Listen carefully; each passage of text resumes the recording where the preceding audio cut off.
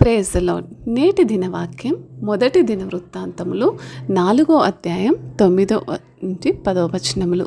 యెబెజు తన సహోదరుల కంటే గనుడు. అతని తల్లి నేను అతనికి దుఃఖము భరించినందున అతనికి యెబెజు అని పేరు పెట్టెను. యెబెజు ఇశ్రాయేలు దేవునికి ప్రార్థించి ఇట్లనెను, నీవు నన్ను నిజంగా ఆశీర్వదించి నా సరిహద్దులను విశాలపరచును. నీ చెయ్యి నాకు తోడ ఉండి నన్ను దుఃఖపరచుకుంటున్నట్లు నన్ను కాపాడుము. మరియు దేవుడు అతడు కోరిన దానిని అతనికి అనుగ్రహించెను.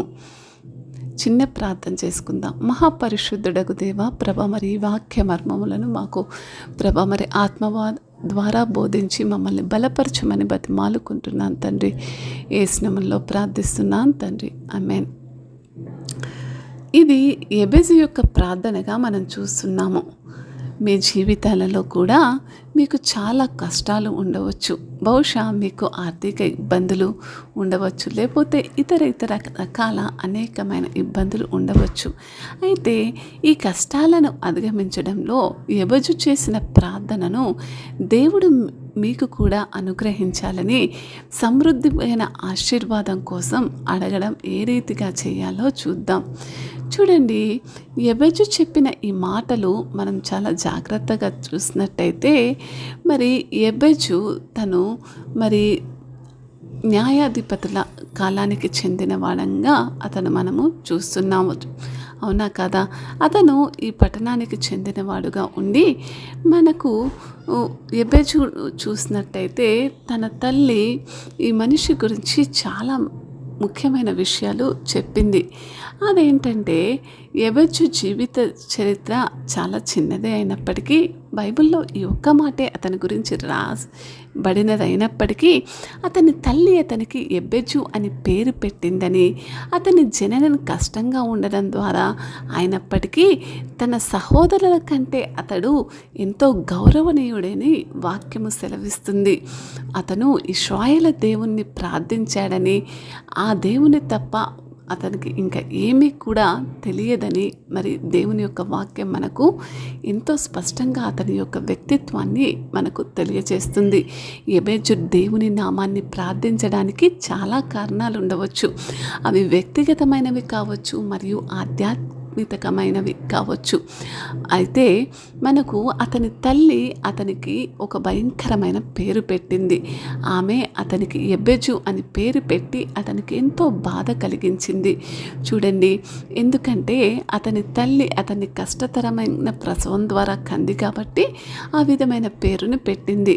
అంటే అతని పేరు ద్వారానే అతనిలో దుఃఖముందని అతను భావించాడు. స్పష్టంగా యెబెజు తాను పాపి అని తెలుసుకొని తన బలహీనతలను అతనికి తెలుసుకొని తాను మరి దేవునితో ఏ విధంగా దగ్గర ఉండాలనే మనస్సు కలిగి ఉన్నవాడేమో, లేకపోతే నాలో ఉన్న పాపము తీసివేసి ఆ సమయంలో జరుగుతున్న చారిత్రక సంబంధం కనుక మనం చూసినట్టయితే దాని చుట్టూ కూడా న్యాయాధిపతుల సమయంలో మరి పాపమే ఉంది. అక్కడంతా కూడా యెబెజు ఆ దినములలో జీవించాడు కాబట్టి దినవృత్తాంతంలో మొదటి భాగము న్యాయాధిపతుల దినములలో ఇశ్రాయేలు యొక్క వృత్తాంతం అంతా మనకు తెలుసు. కాబట్టి ఈ దినములు లోతైన ఆధ్యాత్మిక చీకటి కాలముగా మనం చూస్తున్నాము. పాపపు చీకటి పడకముందు యెహోషువ కాలంలోనే ఇశ్రాయేలు ప్రజలు ఒక నిబంధన చేసుకున్నారు.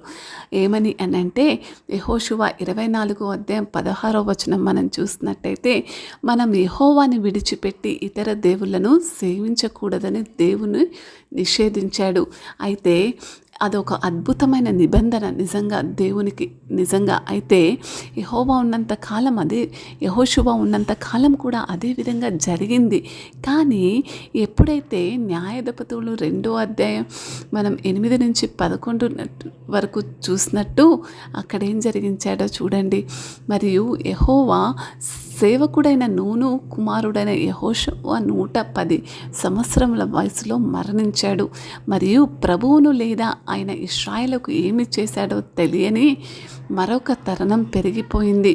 మరియు ఇశ్రాయేలు పిల్లలు యెహోవా దృష్టికి చెడు చేసి బయలులను సేవించారు. అక్కడ నుంచి మొదలైనది ఇశ్రాయేలులలో దేవుడు ఎంతో ఇశ్రాయేలుకి ఇచ్చిన దేశంలో వారు వెళ్ళగొట్టమని ఆజ్ఞాపింపబడిన ప్రజలతోటే ఇప్పటికీ నివసిస్తూ, ఆ ప్రజలు ఎవరంటే ఫిలిప్పీయులు, కనానీయులు, సిదోనీయులు, హివ్వీయులు, అమిరేయులు, పెరెజీయులు, యోబుసీయులు మరియు హిత్తీయులు, వీరితో జీవిస్తూ దేవుని ఆజ్ఞ ప్రకారం వారు వెళ్ళవలసి ఉన్నప్పటికీ వారు ఇప్పటికీ అక్కడే ఉండిపోయిన వారిగా ఉంటున్నారు. ఇశ్రాయేలుకు తనకి ప్రత్యేకంగా ఇవ్వబడిన దేశంలో వారితో కలిసి జీవించవచ్చని నిర్ణయం తీసుకొని మరి మొదట పాపం చేయడం మొదలుపెట్టారు.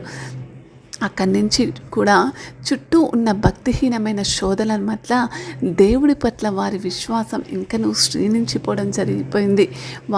వీరి పిల్లను వారికి ఇస్తున్నారు. ఆధ్యాత్మికత కంటే వారు తమ భాగస్వామాన్ని గురించే ఆలోచించుకుంటూ వచ్చారు. ఆ విధంగా వారితో మరి పాపం వైపు తిరిగిపోయి పాపం జరిగిస్తున్న క్షణాలు అవి. మరి ఇటువంటి సమయాలలో మరి అతని చుట్టూ కూడా ఆధ్యాత్మిక చీకటి ఉన్న సమయం యెబెజు చేస్తున్న ప్రార్థన ఇది. యెబెజు దేవుణ్ణి ప్రార్థించాడు. ఏమంటున్నాడంటే మరి యెబెజు తన సహోదరుల కంటే ప్రదుడు అంటున్నాడు. దేవుని వాక్యం సెలవిస్తుంది. నిజంగా అతను తన చుట్టూ ఉన్న వారిని నుంచి భిన్నంగా ఉన్నాడు. తన చుట్టూ ఉన్న అన్ని క్షీణతల మధ్య అతడు దైవభక్తి కలిగి ఉన్నాడు. నిజంగా దేవుని ప్రజలలో అప్పట్లో జరిగేది నేడు కూడా మనలో ఇప్పుడు జరుగుతుంది.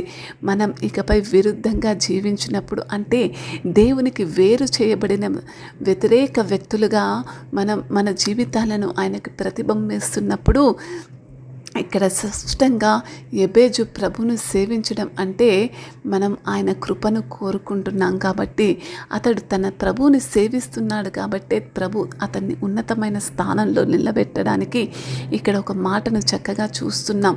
తన సహోదరుల కంటే అతడు గౌరవప్రదమని 9వ వచనం చెప్తుంది.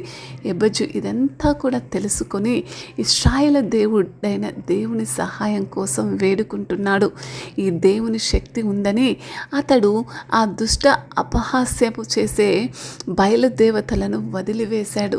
వాళ్ళను నిజంగా వాళ్ళ దగ్గర నుంచి మరి దూరంగా పారిపోవాలనే వారి నుంచి మరి దేవుని వైపు తిరగడం జరుగుతుంది. దేవుడి వద్దకు వెళ్ళి ఆయన ఎదుట తన హృదయాన్ని కుమ్మరిస్తూ తన హృదయపు లోతు నుంచి ప్రార్థిస్తున్నాడండి.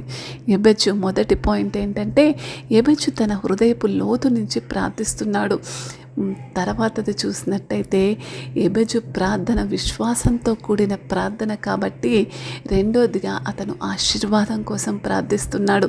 విశ్వసించాడు తను నమ్ముకున్న దేవుడు సమర్థుడని, తన సరిహద్దును విశాలపరచడానికి ఆయనే ఏకైక దేవుడని నమ్మాడు. మరి అందుకే నమ్మిన దేవుడు ఈ ప్రార్థన కనుక మనం చాలా జాగ్రత్తగా చదివితే 4 విజ్ఞాపనలు ఏదో ఒక విధంగా దేవుని నిబంధనతో సంబంధం కలిగి ఉన్నాయని మనం కనుగొంటాం. చూడండి, ఏమంటారంటే నువ్వు నన్ను నిజంగా ఆశీర్వదించాలి. ఇది విశ్వాసం యొక్క నమ్మకం యొక్క అరుపుగా మనం చూడొచ్చు. చీకటి లోతుల్లో చాలా దూరంలో ఉన్న వ్యక్తి నుండి ఇది వస్తుంది. యెబెజుకు అటువంటి క్షణాలలో నుంచి ఏమంటున్నానంటే నువ్వు ఖచ్చితంగా నన్ను ఆశీర్వదించాలి నిజంగా అని దేవుడికి ఖండితంగా చెప్తున్నాడు. ఏమంటున్నాడు? నువ్వు నన్ను ఇట్లా అట్లా కాదు, నిజంగా నన్ను ఆశీర్వదించబడాల్సిందే అని చెప్తున్నాడు. తన విశ్వాస పాత్ర కొరకు ప్రార్థన చేస్తున్నాడు. చూడండి ఏమంటున్నాడంటే, మరియు నా తీరాన్ని, నా సరిహద్దులన్నిటినీ కూడా మరి విశాలపరచంటున్నాడు. నా తీరాన్ని సమస్తమును కూడా నువ్వు విశాలపరిచే దేవుడుగా ఉంటున్నాడు అని మరి ఆయన సంరక్షణ మరియు ఆయన విశ్వాసానికి నిదర్శనంగా ఎంతో చక్కటి మాట అడుగుతున్నాడు. నా సరిహద్దులన్నిటినీ కూడా విశాలపరచు దేవా అంటే అక్కడ నుంచి విశాలపరచంటే ఆశీర్వదించమని, ఇంకా నీ రాజ్యంలో ఆయనకు చోటు ఇవ్వమని, మరి తన రాజ్యాన్నే నీ రాజ్యంగా చేయమని అనేక అర్థాలు వస్తూ ఉంటాయి. అదేవిధంగా మరి అక్కడున్న మరి శత్రువులందరినీ కూడా తుడిచివేయమని కూడా తెలియజేస్తుంది. మరి నిన్ను హృదయ లోతుల్లో నుంచి తెలుసుకొని దేవుణ్ణి ఆశీర్వదించమని ప్రార్థన చేస్తూ విశ్వాసపాత్రగా తన సరిహద్దుల్ని విశాలపరచమని ఆఖరిగా రక్షణ కోసం ప్రార్థిస్తున్నాడు. నీ చెయ్యి నాకు తోడుగా ఉండుగాక అంటున్నాడు. వాస్తవానికి దేవుని చెయ్యి మనకు తోడుగా ఉంటే మరి దేవుడు ఒక ఆత్మ అయిన వ్యక్తి, అవునా కదా? దేవుడు తన కన్ను, తన చెయ్యి, తన నోరు, తన పాదాల గురించి మాట్లాడేటప్పుడు మన బలహీనతలో మనం సులభంగా అర్థం చేసుకోగల భాషను ఉపయోగిస్తున్నట్టు. అంటే ఇతని చెయ్యితో ఏమాత్రము పని చేయలేకపోయే పరిస్థితుల్లో ఉంటున్నాడు. అందుకే ఆత్మగా దేవుని గొప్పతనాన్ని అర్థం చేసుకొని మరి ఆత్మ అయిన దేవుడితో ఏమంటున్నానంటే, ఇది నిజమని, మరి నిజంగా నీ చెయ్యి నాకు తోడుగా ఉంచమని దేవుని హస్తం ఆయనకు శక్తి మరియు రక్షణ గురించి మరి ప్రాథమికంగా జ్ఞాపకం చేసుకుంటున్నాడు. నన్ను శక్తివంతంగా నడిపించు. తద్వారా మరి ఒక గొర్రె పిల్లను ఒక కాపరి ఏ విధంగా పచ్చిక బయళ్ళ నుంచి నడిపింపచేస్తాడో అంతటి కాపుదల నాకు ఇవ్వమని వేడుకుంటున్నాడు. మనం ఇంత మరి దుష్ట సమాజంలో జీవిస్తున్నాము కాబట్టి మరి ఈరోజు ఉన్న సంఘానికి కూడా ఈ ప్రార్థన ఎంతో ముఖ్యమైనది. మరి మనలో ఉన్న బలహీనతను ఉన్నప్పటికీ, నేను చుట్టూ చూస్తున్నప్పటికీ, నిన్ను వదిలి వెళ్ళిపోయినప్పటికీ, మరి నువ్వు ఎటువంటి బలహీనతలో ఉన్నా దేవుని యొక్క మార్గదర్శకత్వం కోసం ప్రార్థించడం నేర్చుకోవాలి. నీవు నన్ను చెడు నుంచి కాపాడు అని ఇక్కడ యెబెజు దుఃఖపడుతున్నాడు. అంటే ఒక దేవుని దగ్గర నుంచి ఒక మార్గదర్శకత్వం, ఒక వైపు, ఒక గురి కోసం అతను ఆలోచిస్తున్నాడు. అతడు చాలా బలహీనంగా మరియు చాలా భయపడుతున్నాడని చెప్తూ, నువ్వు లేకుండా నేను జీవించలేనని అని దేవునితో మాట్లాడుతూ, నాకు నీ హృదయంలో స్థానం ఇవ్వు. యెబెజు చుట్టూ జరుగుతున్న అన్ని పరిస్థితుల్లో కూడా నన్ను నిలబెట్టుకో అని దేవాతి దేవుడితో ఎంతో మరి సూటిగా మాట్లాడుతున్నాడు. యెబెజు కాలంలో ఈ ప్రార్థన అవసరమైంది కాబట్టి ఆయన చేశాడు. అయితే నేటి సంఘానికి కూడా ఇది ఖచ్చితంగా అవసరమైన ప్రార్థన. మనకు శత్రువులు ఉన్నాడు. మనం చూడగలిగే శత్రువులు మాత్రమే కాదు, కానీ మనం తరచుగా కనానీయులలా జీవించడానికి శోధింపబడుతున్నాము. ఆదివారం ప్రభువునకు స్తుతులు చెల్లిస్తూ ఉంటాము చాలా ఇష్టంతో, మరియు మిగిలిన వారమంతా కూడా కనానీయులలాగా జీవిస్తూ ఉంటాము. అయితే జీవిస్తూ ఉంది ఈరోజు సంఘం. అది మరి ప్రభువుతో చేసిన నిబంధన కాదు. తల్లిదండ్రుల మన చుట్టూ ఉన్న సమయాలు నిజంగా మరి ఒక వ్యక్తి ఎంతో కాపుదలగా ఉంటాడు. అయితే వారి నుంచి కొద్దిగా తొలగినప్పుడే మరి అతనికి లోకం అంటే ఏంటో తెలుస్తుంది. ప్రతి వైపు కూడా మనం దేవుని రాజ్యాన్ని వ్యతిరేకతను చూస్తున్నాము, అవునా కాదా? మనం భౌతికవాద యుగంలో జీవిస్తున్నామన్నది ఎంత సత్యమో విషయాలు ముఖ్యమైనవి. కాబట్టి మనము యెబెజు వంటి ప్రార్థన చేయాలని దేవుడు ఈరోజు మనతో ఎంతో స్పష్టంగా మాట్లాడుతున్నాడు. ఎందుకంటే మరి ఈరోజు దేవుడు సమయంలో సమాధానం లభించే ప్రార్థన మనకు కావాలి. అట్టి ప్రార్థనే ఇది. మరి యెబెజు చేసిన ప్రార్థన మన జీవితాలలో ఒక మార్గదర్శకంగా ఉండాలి. చివరగా మనం చూసినట్టయితే, మీరు యేసు ప్రభు తన కొత్త నిబంధనలో యెహోషువ వస్తున్నప్పుడు అంటున్నాడు ఎంతో చక్కగా. ఏమనంటే, ఆయన పోరాడవలసిన యుద్ధం ఉంది. సిలువ సైనికులుగా మనం అనేక యుద్ధాలు చేయాలి అని. కానీ ఆయన పోరాడిన యుద్ధం మీరు మరియు నేను ఇప్పటికీ కూడా పోరాడవలసిందే. ఆనాడు సిలువ మరణం మీద ప్రభు పోరాడిన యుద్ధము ఆయన పాపం, మరణం మరియు అపవాదితో పోరాడు, అవునా కాదా? అక్కడ కర్వలు శిలువపై ఆయన రాజ్యాలను మరియు అధికారులను నిజంగా ఆనాడు మనం చూసినట్టయితే కొలస్సీలకు రాసిన పత్రిక 2వ అధ్యాయం 15వ వచనం మనతో ఎంతో స్పష్టంగా మాట్లాడుతుంది. కొలస్సీలకు రాసిన పత్రిక